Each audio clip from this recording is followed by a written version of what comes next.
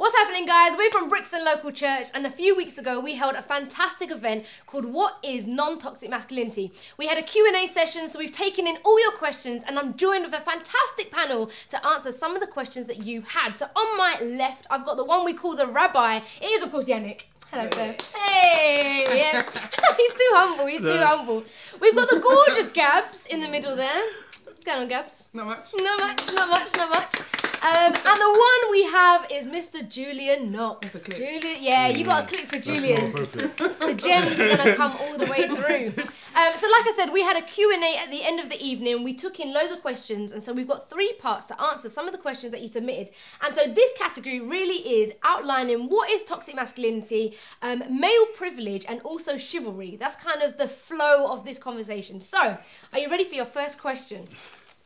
No. Your first question is this: how does a man recognise that his masculinity is toxic? Good question. Yeah. Rabbi, you want to kick us off? Yeah, great question. I think, yeah, you could probably say a few things, but I think one of the things I'll be saying, and it's something we said at the event, is that Jesus is our example. Jesus is the example of what true masculinity looks like, godly masculinity looks like. And so one of the ways, I think a primary way, is that actually we look at Jesus' masculinity. And if whatever we think of as masculinity, that's the standard, that's what we need to judge it against, that's what we need to test it by.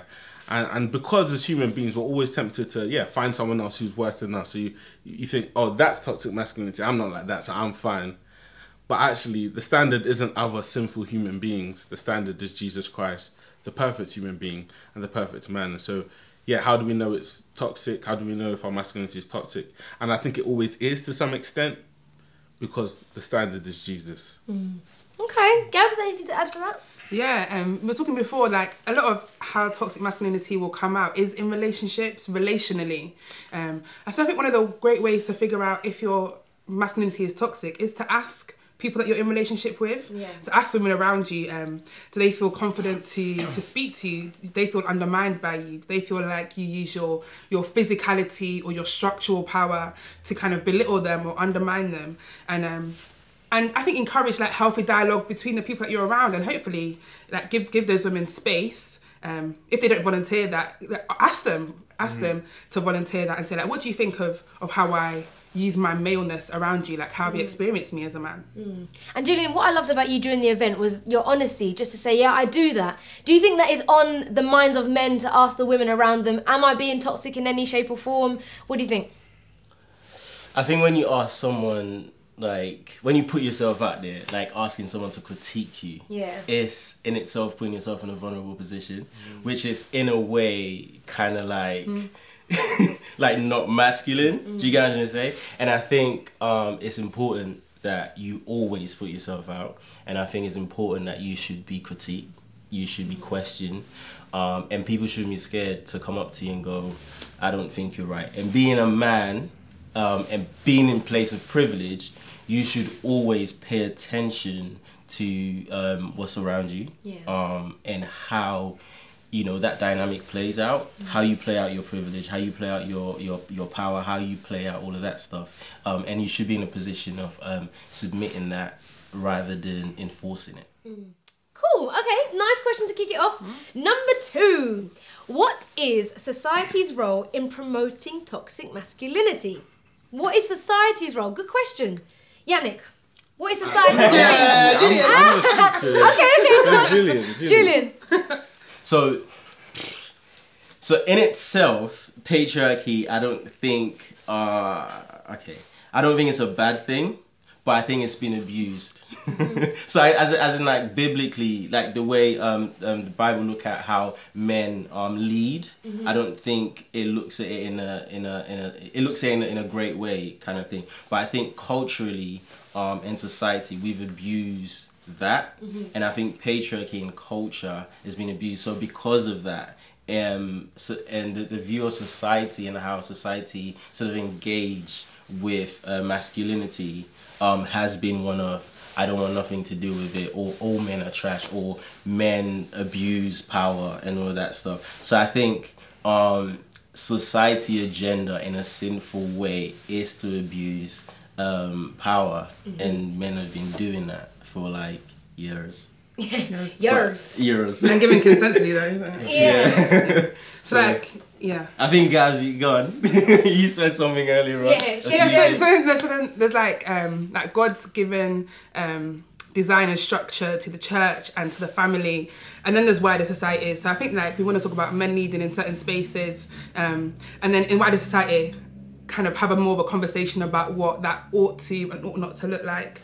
And there's no doubt that feeds through like structurally. So it is the wage gap. It is like the jobs that women are expected to do and not expected to do. And not so that women don't function in those ways or don't have a natural leaning in certain things, but that kind of you're blocked out from this area and you're blocked into this area. Even simple things like, Swaz and I was talking before about like there's a video that's gone viral with a dad changing his son on his knees in a toilet because there's no baby changing facilities in the men's toilets, because there's an assumption in society that childcare is exclusively a female job and that men are involved in that kind of part of their cleaning their children's bodies part of life. Like structurally, what are we communicating when we say that there's no baby changing facilities where men are? Because men don't, they don't care for their children? I don't understand.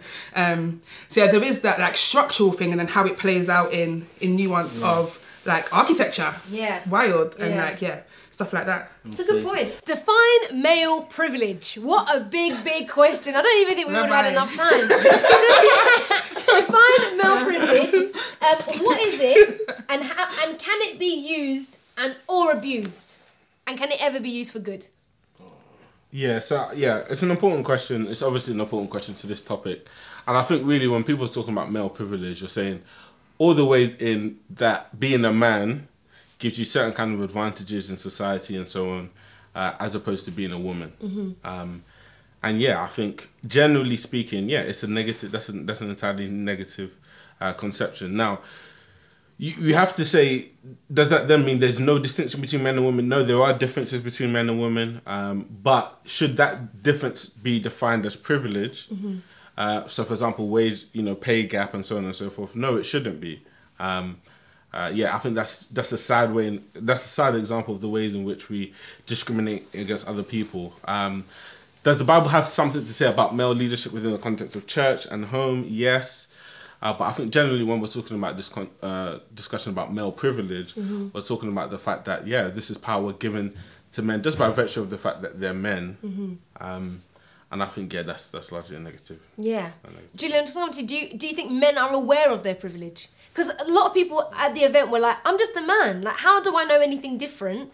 So, are men aware of their privilege? I think from early you're made aware of your privilege. Really? Okay. Yeah, so like, I think, but you're not, in a way, you're not told it's privilege. So for example, like this idea, like when you're young, people like act like a man, like, which would mean be strong, be dominant, like, lead kind of thing, and don't act like a woman. Like, do you get what I'm trying to say? Or don't be weak kind of thing. So if those things are imposed on you, like when you're younger, and then you get older, and that is also reinforced by society, that man is now put in a position of power. Your privilege of growing up being said, oh, you should do this, and then you get into a space of power, and you're also encouraged to do this, which would be like enforcing your power, being assertive and like telling women to shut up, like all of that stuff. Like, let me speak. And also, I guess institutionally, where you get into certain spaces of power, all you see is other men. You don't see women in those spaces. I think those things help you to abuse your power, because you don't, like, you're taught this is what being a man should be like. And I think, thankfully, the Bible speaks against that, and the Bible shows how to use our power and leadership and in places for that. Yeah.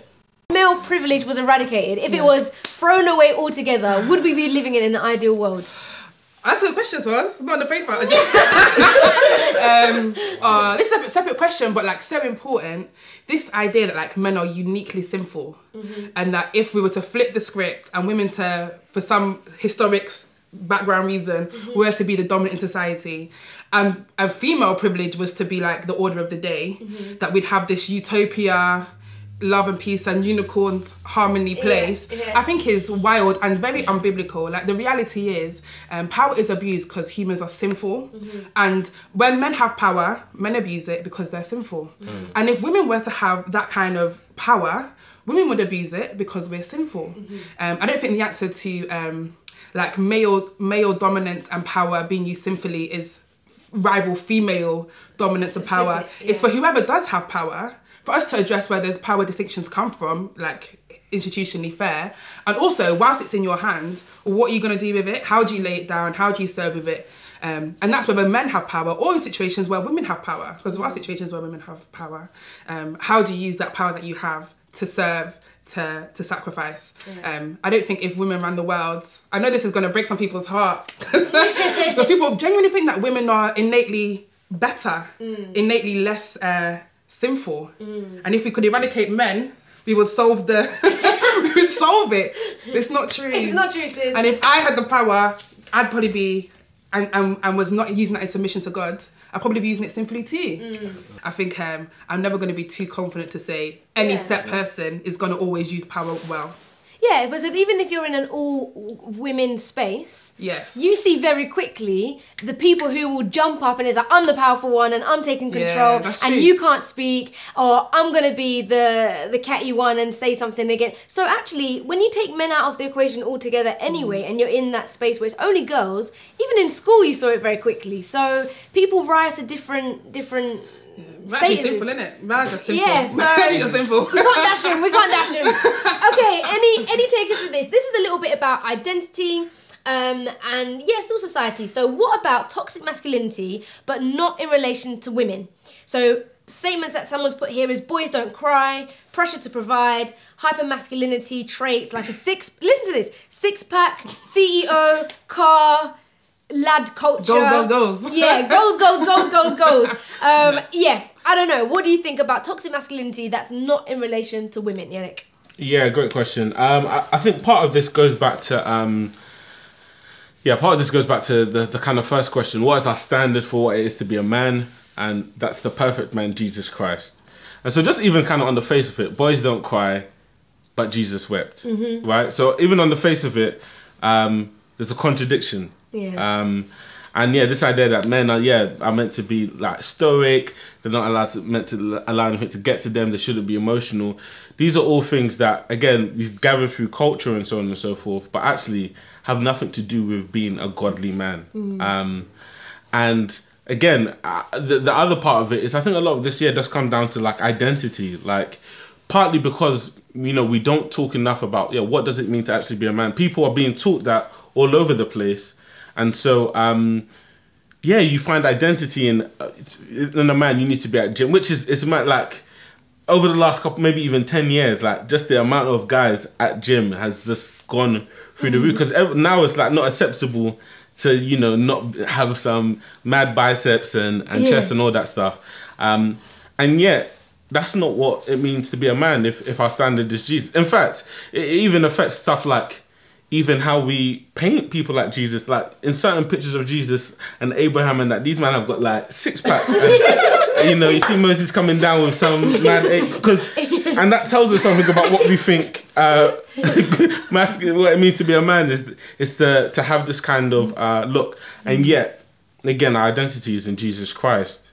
It's about actually how we reflect his character, rather than these kind of things that culture get. And no matter what it is, if our identity is in that, we will always fall short. And I think that's why this is an important question, because it's related to things like, suicides among men and so on and so forth. Is if your standard of being a man is to have a six-pack, be a CEO, is to have a lovely car, even if you have that, someone's got a better car than you. If you've got a six-pack, someone's got an eight-pack. Like, there's always, especially in the world of social media, there's always someone to compare you to make you then be less of a man.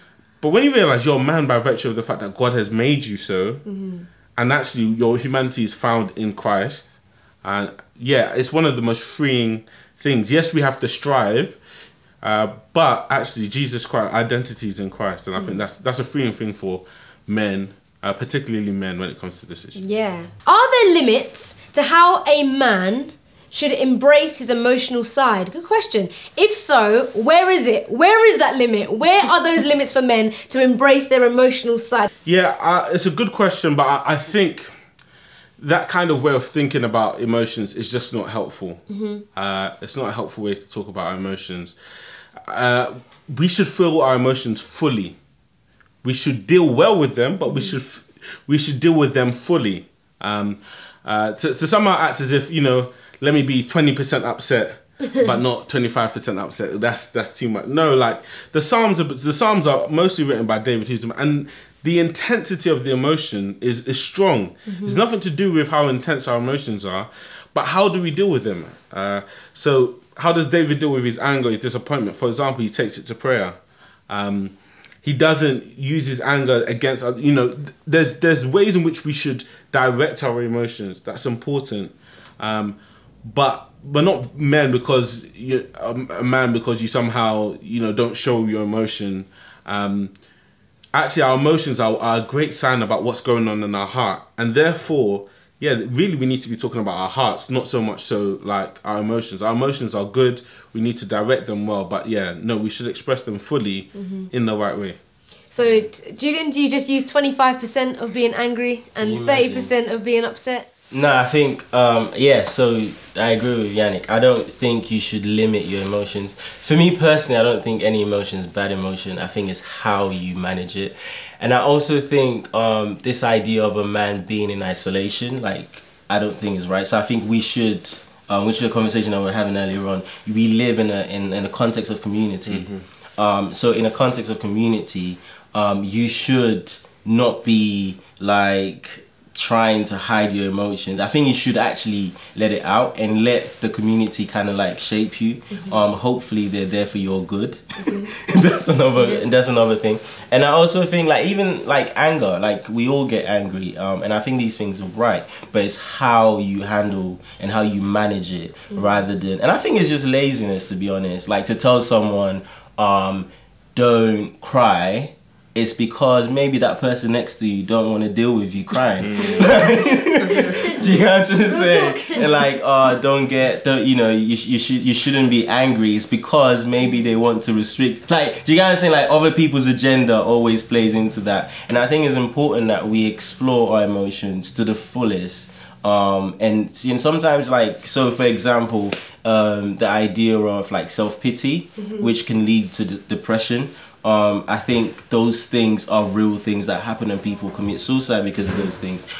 You need to not make decisions in those moments, and you need to let it ride. And there are, you know, you should see someone and talk to people about it and kind of like get that sorted, and you know, ultimately pray to God about it. God gave us these emotions, you know, and there's a reason for these emotions. So to say to God, oh, I don't need this, I only need this because this is how I want to look like a man, I just think it's sinful.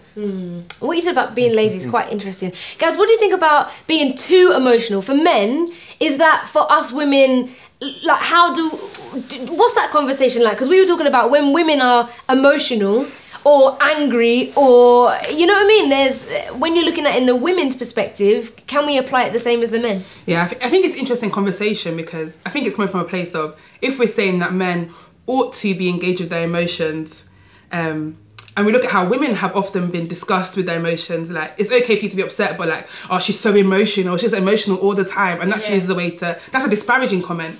And so therefore, if we're saying that men should be emotional, is there a point to which they can be too emotional? And I think it's really helpful to consider that some of our emotions are helpful, some don't honour God, and so it's not a case of it denying or lying about any of those emotions, but it's about bringing them to God and say, how can you help me feel right emotions intensely? And how can you help me die to those things that cause unhelpful emotions.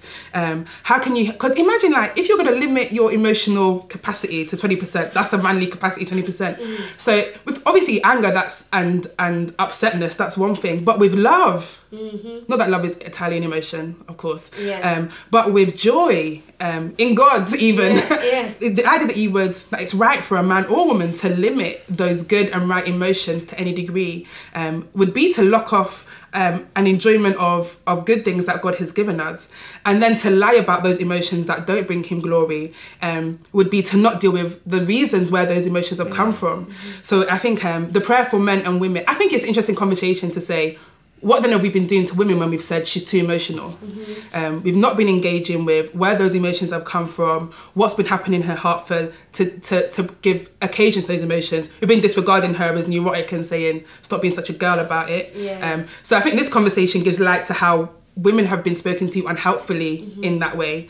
But I think the prayer is that God would help us to feel like good and godly emotion deeply and to acknowledge and thrash out those emotions that would suggest something's gone awry in our heart and take those to the Lord in prayer and ask that in due time, in due season, as our hearts change, the emotions that allow us to enjoy him would increase.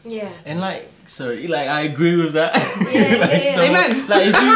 If you read the Psalms without like all the emotions, like you're actually missing out. Like if you read Ecclesiastes like without all the emotions, all that like tension, like you're actually missing out. Like you need to experience, because the Bible actually shows us all of these things in context. And if you're like holding 20%, that means you're actually not fully living out your life, mate. You're missing out. And just as well, like emotions don't have a gender. So it's that crying is not a female or a male thing. It is an emotion that, as humans, you express. So, you know, to ask, it's a fantastic question. Thank you for asking it. Yeah, it's not about whether men or women should limit those emotions. Okay, your last question of this pile is this. What is the place of chivalry in manhood/masculinity? Is there any biblical grounds for holding doors open and paying for dates, or is it all cultural? Brilliant question to do with masculinity, chivalry, manhood. Where are we gonna go? Where are we gonna go? I know, yeah, great question. Really important question, and a very just practical question. Like, this is what should he pay? This is just on Hold the ground. Hold the door. Yeah, great question. Lots of stuff to say. I guess to keep it brief, during the event when we were talking, we said that actually part of what it means to be a non-toxic male is to use any strength you have, physical strength, or just any kind of power you have by virtue of society, and to use it to actually serve women. So the first thing to say is chivalry needs to be in the context of love your neighbour as yourself. That's just across the board. That's just across the board. We need to be loving one another as ourselves. Even to go further, Philippians 2, like we need to put each other's needs and preferences above ourselves. That's just a Christian thing. So the first thing to say, just as Christians, we need to be caring for one another in this way. We should be thinking about how I can help this person if it is paying for their lunch, whether they're male or female, and so on. So generally speaking, kindness and sacrifice are just Christian values. However, I do think because of the difference in physical strength, for example, and even just some of the structural things, I think should men particularly keep an eye out for how they can serve women? Yes, I think so. Is like, for example, let's say you're out late, for example, with a friend who's a sister, and you're going across, I don't know, she might have to walk across the road. It may be very helpful for you to actually walk along, not just say, peace, and let her walk through the alley. I'm not saying, I don't want to be legalistic about this, but I'm saying actually your strength here is important. You shouldn't be ignorant about that. There might be a way in which you would do that for your sister that you wouldn't necessarily do it for your brother. Which isn't to say that you wouldn't do it for your brother. But I think men should be particularly aware of that.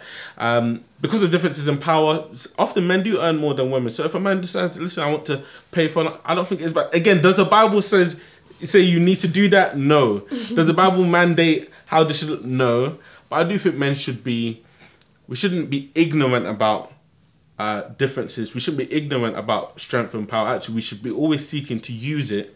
How that's done, I don't think we should be legalistic about. Okay. Gabs, do you want to add anything?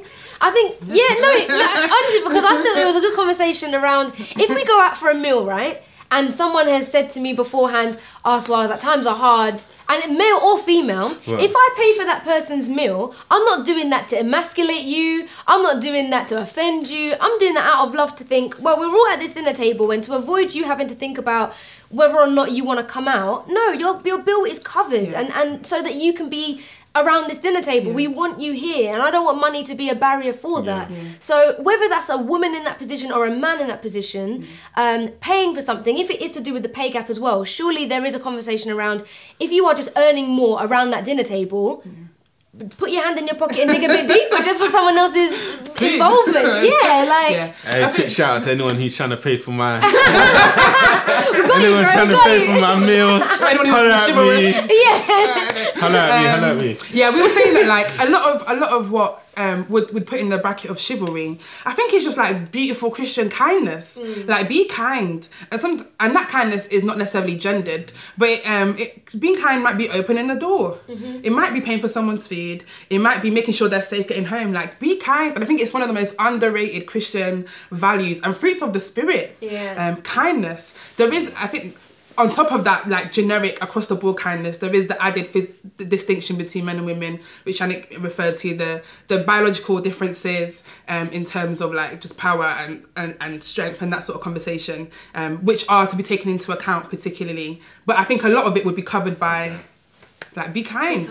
And it's beautiful. Be kind. I would. So for me personally, I just don't like that word chivalry. It's okay. And why? Because I think it comes with like codes of conduct, and I think these codes of conduct are linked to society, specifically within the West. So I think I'd rather teach my kids or teach someone to be kind and be loving and love your neighbor as yourself, as opposed to teaching them codes of conduct.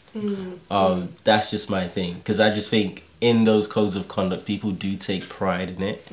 And when I mean pride, they can get hella prideful. If they try to open the door for a woman and the woman is like, nah, I'm good, they'll get upset. Because you've just gone against the code of conduct. And I think that is a good sign, by the way, of like, whether this is some kind of godly attitude of kindness and care, or if it's just as with everything, we're always trying to justify ourselves. And if this is, I'm a man because I opened the door for a woman, I'm a man because of I think you're missing the point, and it's that is sin. If we're trying to find the identity and almost justify ourselves or justify our manhood by that, that's not at all. Brilliant. Okay, well, that's your first 5 questions. We've been talking all things toxic masculinity, male privilege, chivalry, kindness. If you want to join in the conversations, get at us on the socials at We Are BLoC. We'd love to know what you think. We're ready for part 2. Check us out.